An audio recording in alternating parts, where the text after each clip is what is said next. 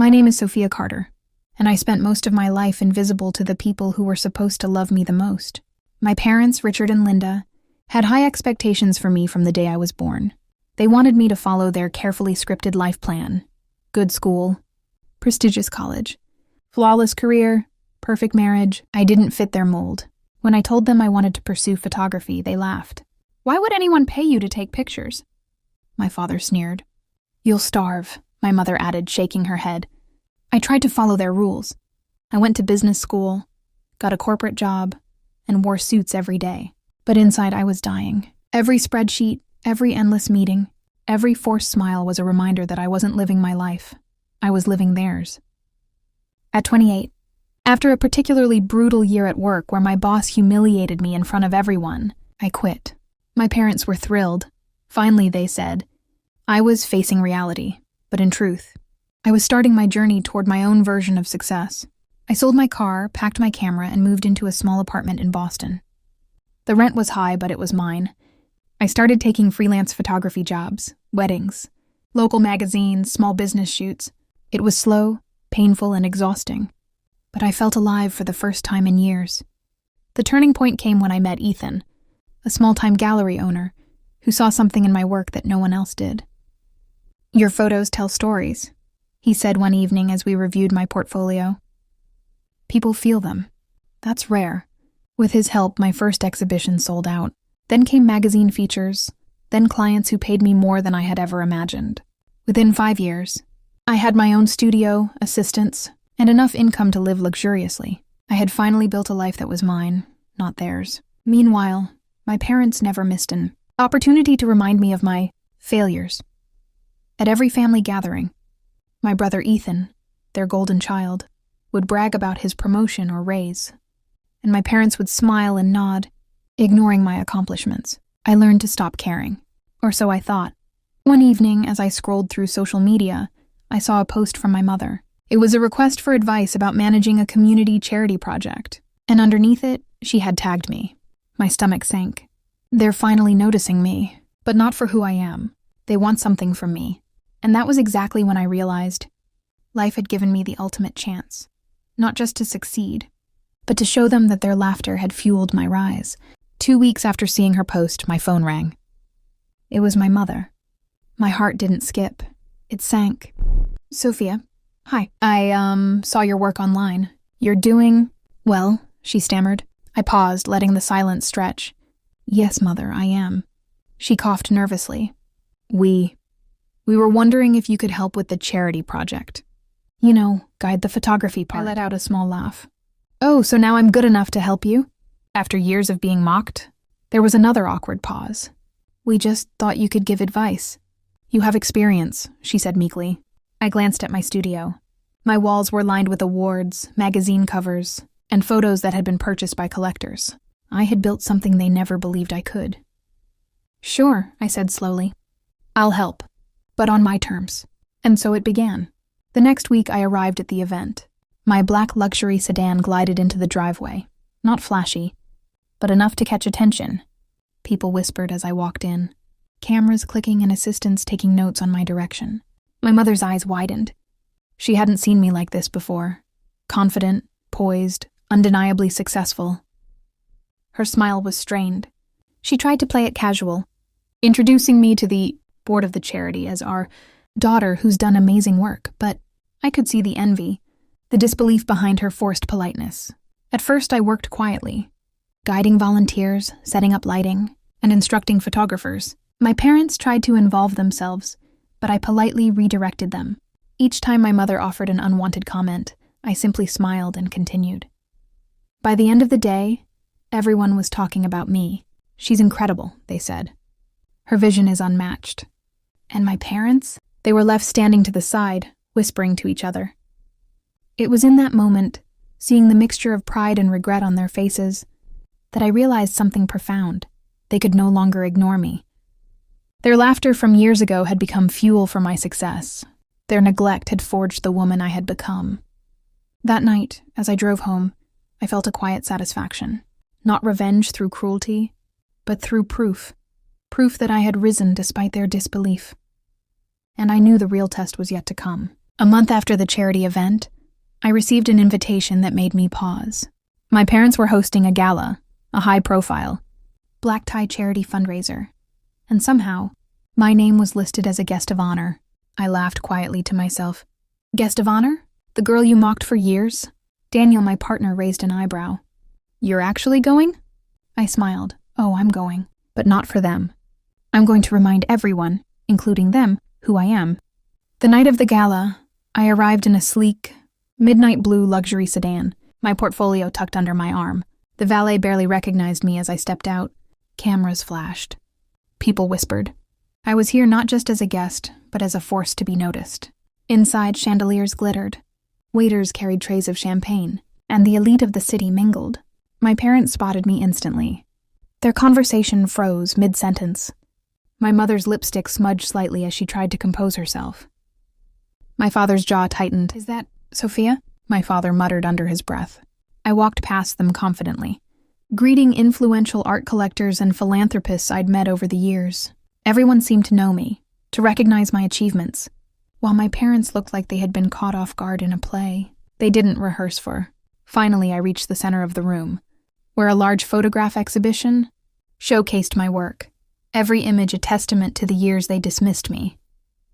The final piece was a portrait of a child standing alone in a doorway, staring into the sunlight. My favorite work, inspired by my own lonely childhood. Gasps filled the room. People took photos, applauded, and whispered praises. My parents stood silently, their eyes fixed on the image. You see, Mother, Father?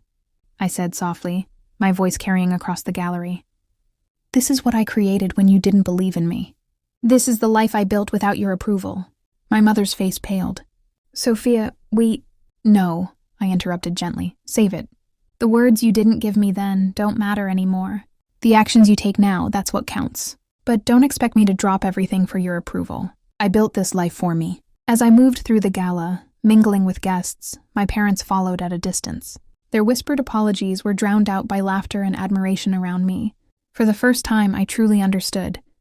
I didn't need their recognition. I didn't need them to attend my wedding or cheer for my first exhibition. Success had given me the loudest validation of all, and if they wanted a seat at my table now, they would have to earn it. The night ended with an unexpected gift. A luxury car key slid across the table. Anonymously. I knew immediately. It wasn't just any car.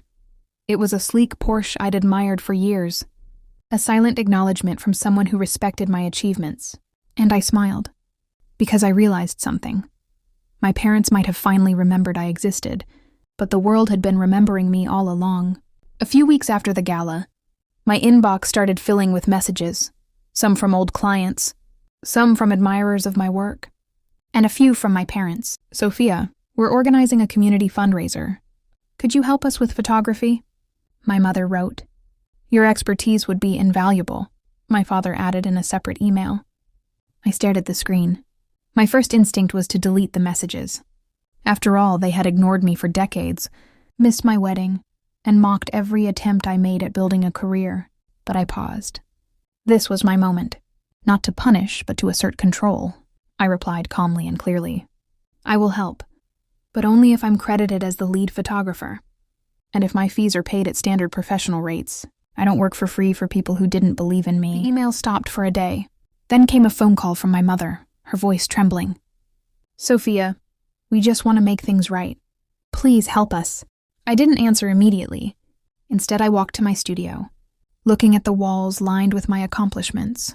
Awards, magazine covers, exhibition photos. I had fought so hard to create this life. I wasn't going to give it away. Finally, I picked up the phone.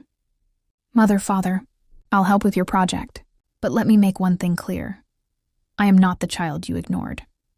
I am the woman I became despite you. Respect my time, my work, and my boundaries. Then maybe this can work. There was silence on the other end. Then reluctantly they agreed. The day of the fundraiser, I arrived in style, my new black Porsche parked prominently outside. Guests whispered as I walked in, and I felt the familiar mix of satisfaction and empowerment. My parents tried to mingle, smile, and act casual, but they couldn't hide their awe. Throughout the event, I directed the photography team, adjusted lighting, and personally approved shots. Every time my mother tried to step in with a suggestion, I politely redirected her. Every time my father offered an opinion, I smiled and continued my work. By the end of the night, my parents had no choice but to publicly acknowledge me, not as the child they neglected, but as a professional, successful woman who had earned her place. That evening, as I left the fundraiser, I realized something crucial. I didn't need them to celebrate my successes. Their approval had been irrelevant all along. What mattered was that I had taken my pain, my neglect, and turned it into power, into a life they could no longer ignore. And yet, deep down, a small part of me felt satisfied, because they were finally learning what it felt like to be overlooked. Weeks passed after the fundraiser. My parents called more often now, each time with a subtle hint of admiration, sometimes envy. They asked for advice, invitations to exhibitions, favors, but I had learned the art of patience and boundaries. One Saturday, they invited me to brunch. I agreed, but on my terms. I arrived in my Porsche, the same car that had become a symbol of my hard-earned success. My mother's jaw dropped the moment she saw it parked outside their favorite cafe. My father's eyes lingered on it longer than he let on. Inside, I greeted them politely. My mother tried to hug me, but I stepped back gently. "I'm here for brunch, not for your approval," I said softly but firmly. Over coffee, they began to reminisce. The old family stories, childhood memories. But I didn't let nostalgia soften me. "I missed out on being part of your lives," my mother admitted. "I'm sorry." I nodded. "And I missed out on your support. I lived through it, I grew, and I succeeded. Without your encouragement." My father finally leaned forward. "Sophia, we didn't realize. We were wrong." I smiled, not out of forgiveness, but of calm certainty. I don't need recognition anymore.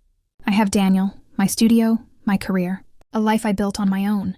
I only let you back in because I can be generous, not because I need you to approve me. The brunch ended with awkward smiles, but as I left, I realized something incredible. I wasn't angry. I wasn't bitter. I was free. My success wasn't about revenge anymore. It was about self-respect. As I slid into my Porsche, the leather warm beneath my hands, I glanced at my parents watching from the cafe window. For the first time, they truly saw me, the woman they once ignored. But now, seeing wasn't controlling. Seeing didn't give them power. I had already built my empire, and I was the one who held the keys, literally in my hand.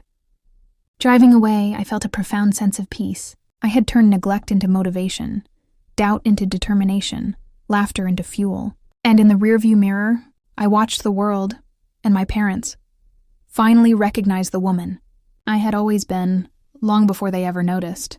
Some lessons in life are harsh. Some people arrive too late. But the most important lesson?